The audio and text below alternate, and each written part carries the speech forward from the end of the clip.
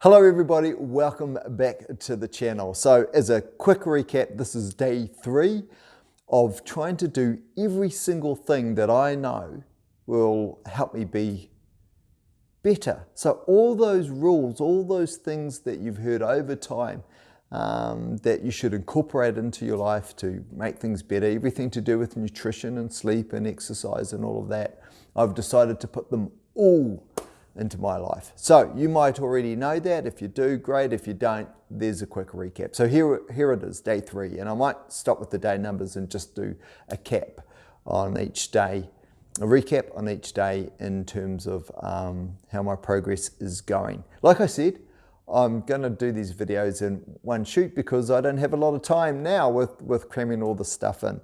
But the priority is sleep, and that is my priority. Making sure that I'm getting at least 8 hours sleep every night. So I've got the energy to do everything that I need to do the next day. I have had a couple of questions around what is the hardest thing and what is the easiest thing to do so far. And the hardest thing is probably what I'm calling the cold water flush.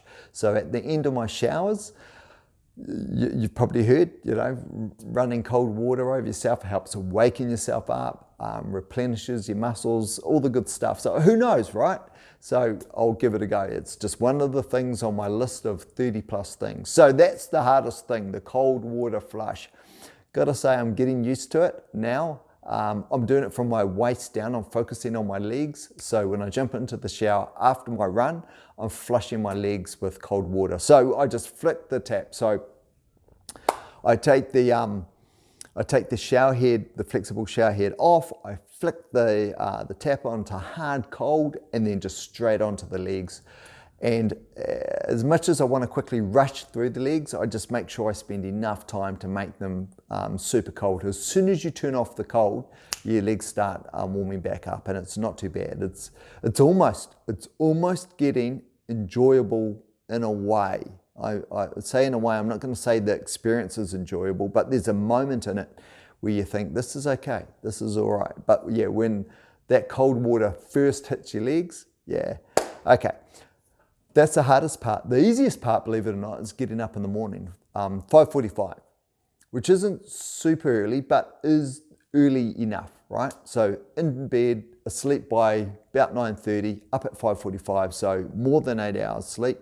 Now, the reason why getting up at 5:45 is so easy is because I've got a block of stuff that I want to do as part of my morning routine. So because I've got purpose and a plan in the morning, it means I can't mess around in bed. So as soon as that alarm goes, I'm pretty much up and into it. I've got a reason to jump up and get into it. So those of you that have maybe had kids, or there's some sort of emergency in the house, or just some reason that draws you out of bed, you've experienced times where you've woken up and just jumped out of bed and got moving. Maybe you're running late for work, or you had to get to the airport or something. And then there's those other days where you don't have that same sort of sense of urgency. So you can sleep in, put the alarm on snooze a number of times and stuff like that. All I'm saying is my morning routine, the very fact I've got a morning routine means I'll probably won't have those sleeping days. I can't, because I need to get into my morning routine, which by the way is taking me about an hour and a half at the moment. So that's the core work,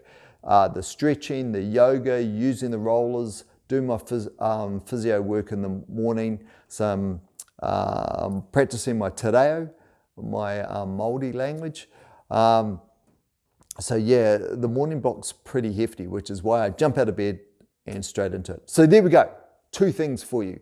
One is the hardest thing so far is the cold water flush I put over my legs, and the easiest thing is jumping out of bed and getting going in the morning. A tip I gave you last time was how the morning goes is predetermined by how I set up the night before. So that's still holding true. If I had another tip to share with you now, what would it be?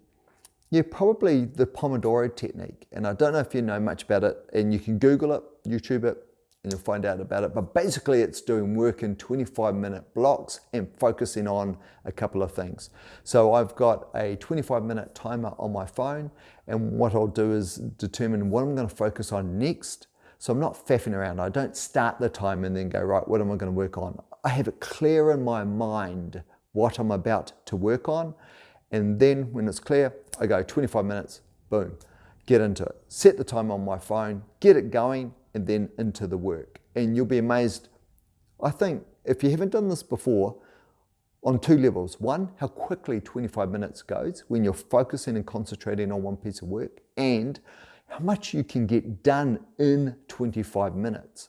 So yeah, that would be a tip. I've started to focus on doing a lot of my work in those Pomodoros, those 25-minute blocks. But not my morning routine, not the exercise work. So when I do the Te Reo, I do that for 25 minutes. So that's a Pomodoro. But I wonder if I can apply Pomodoro to other things like yoga and stuff. Who knows? I'll test it out. I'll keep you updated with how it's going, just chunking everything into my day. I have got some challenges coming up. Tomorrow I'm shooting up to Hamilton, catching up with my whānau, my family, up there for the next number of days. That's usually a challenge for eating, for getting to bed on time, my training, and also producing these videos. So let's see how that goes too. I've got some massive challenges coming up.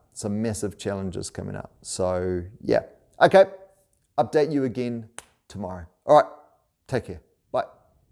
Oh, just before I go, I haven't cut it. This is still live. This is still good. If you like this video, please like it. I know it takes courage to click on like, but if you like it enough to like the video, click on like. If you share it if you think it's worth sharing, and certainly subscribe if you think there might be value in future videos that you can steal to make life easier for yourself. That's the underlying premise of this whole experiment. How do we make life easier for ourselves? Okay, that's it. Promise. Take care.